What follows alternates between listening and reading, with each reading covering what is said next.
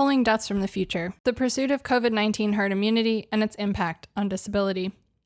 The discussion of various strategies of herd immunity in the media lacks crucial information about how the pursuit of herd immunity for SARS-CoV-2, the virus which causes the disease COVID-19, is not a sound or safe strategy with regard to vulnerable populations. The bias which frames the argument for strategies of herd immunity have serious, long-lasting implications for the healthcare and health outcomes of people with disabilities. Herd immunity is a concept in public health which describes one of many potential patterns of viral spread of infectious disease within a community. Achieving herd immunity refers to a public health context where a high percentage of the community is immune to a particular disease, which results in a lower likelihood of spreading the disease from person to person. In theory, this biological principle of viral spread protects the population at large, even individuals who are not vaccinated. However, there are different ways to achieve herd immunity, and many strategies place the value of saving the lives of the most vulnerable below that of supporting the economy at large, which has obvious downstream negative effects on the health and welfare of frontline workers, the elderly, immune-compromised, disabled, and otherwise vulnerable populations. Herd immunity has been a controversial topic in the discussion of how COVID-19 impacts the health outcomes of people with disabilities, with some arguing that herd immunity is the only way to quickly protect our vulnerable populations without delaying the much-needed critical and primary care, which is being discouraged by lockdowns and closures.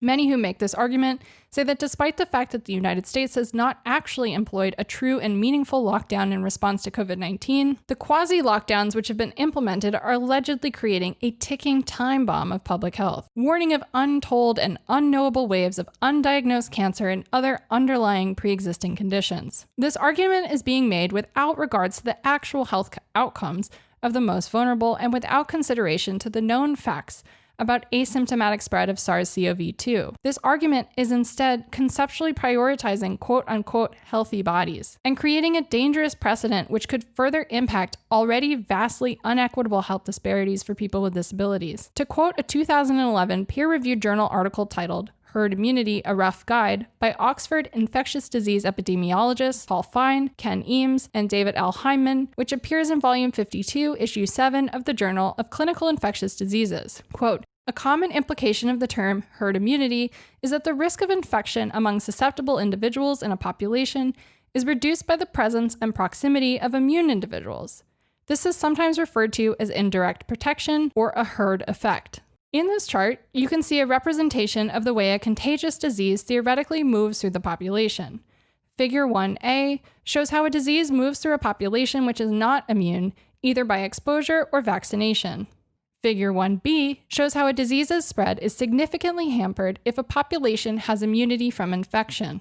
Simply having immunity from disease does not produce the proper amount of community protection to keep vulnerable populations like the elderly, disabled, and immune-compromised safe from the disease. The success of many vaccine initiatives has greatly improved health outcomes for the most vulnerable. However, protection is only broadly conferred if the vaccine can prevent infection or if a native infection can provide protection from reinfection. This is known as sterilizing immunity, and the outcomes of achieving sterilized immunity is reflected in the success of the polio vaccine. Achieving sterilizing immunity for COVID-19 would entail also preventing infection, because, like polio, not all who are infected with SARS-CoV-2 suffer consequences from COVID-19 disease. Yet, a person who is infected and not experiencing symptoms can still shed virus and spread the disease. Therefore, calls for herd immunity-informed public health plans that are being implemented in places like Sweden and the state of Florida have such a disproportionate impact on the health outcomes of people with disabilities.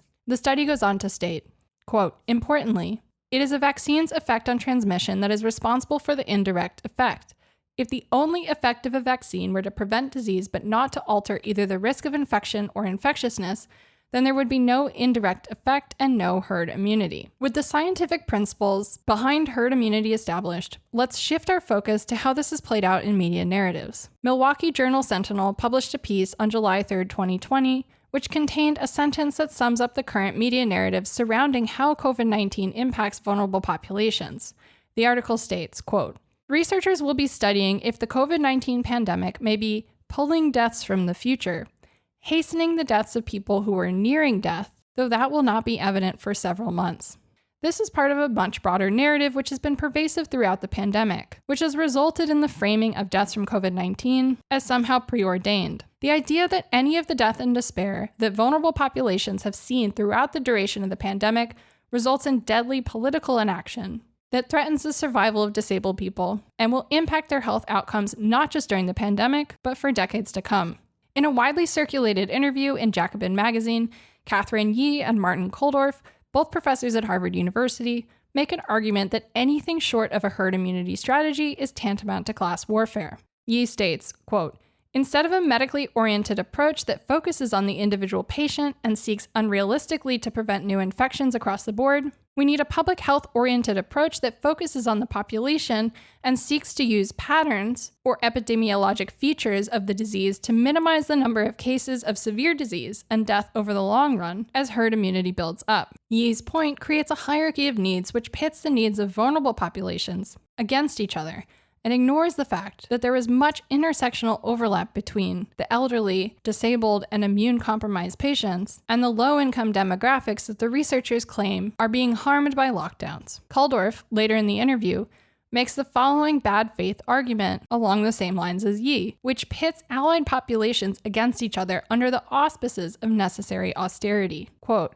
"Compared to current efforts, there are several ways to better protect high-risk people above 60.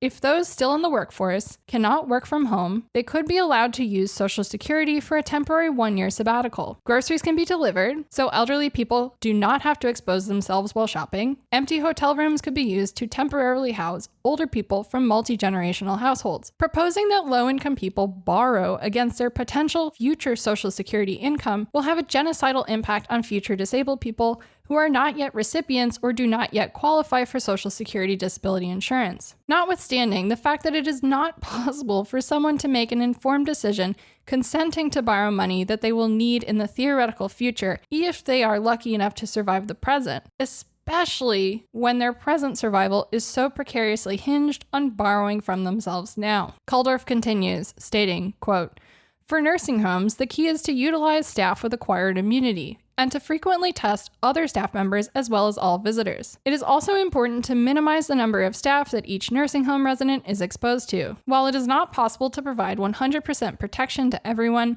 these are just a few examples of what could and should be done."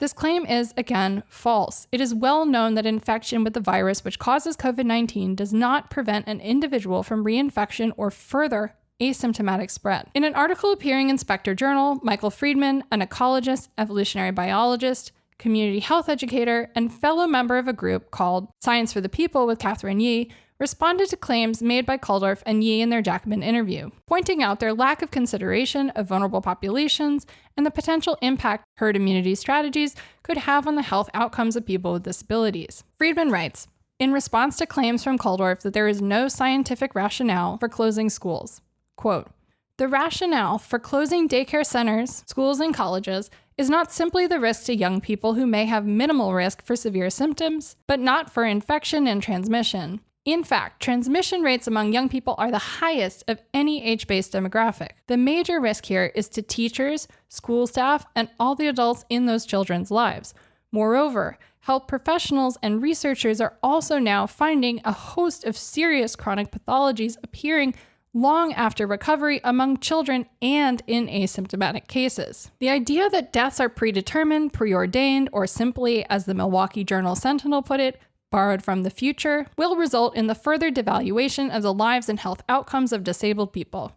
The social stigma of disability is already immense, and under our current neoliberal capitalistic democracy, the health needs of disabled people are considered to be a burden. By forwarding the socio-political narrative that the deaths of vulnerable populations somehow just occurred sooner than they were ordained to die, we are creating a political economy which sees disabled people as more disposable than ever before. This flies in the face of prevailing science and the agreed upon understanding, however limited as it is, of how SARS-CoV-2, the virus which causes the COVID-19 disease, moves through the population. any pursuit of a herd immunity strategy will have a disproportionately negative impact on the healthcare of disabled people. Even though quote-unquote experts like Yee and Kildorf say that a herd immunity strategy is not inherently a let-her-rip approach to public health, there is little evidence to suggest that it wouldn't be. Additionally, it appears that the United States is already engaged in a herd immunity strategy, as is evidenced by the pandemic response in multiple states. This will result in the continued devaluation and deprioritization of the health and well-being of disabled people.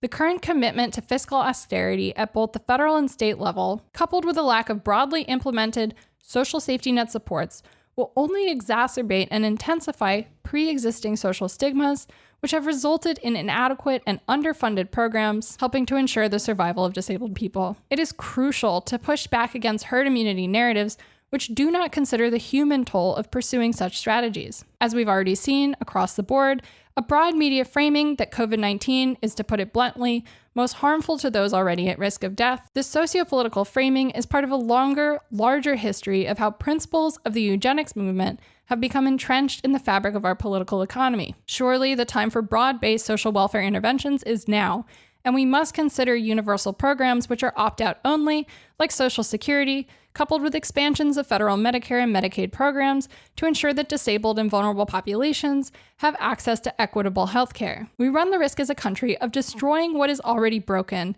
and arguments which do not consider the needs of disabled people with regards to the public health response to COVID-19 will result in the unnecessary and untimely deaths of disabled people at the expense of preserving conservative fiscal policy.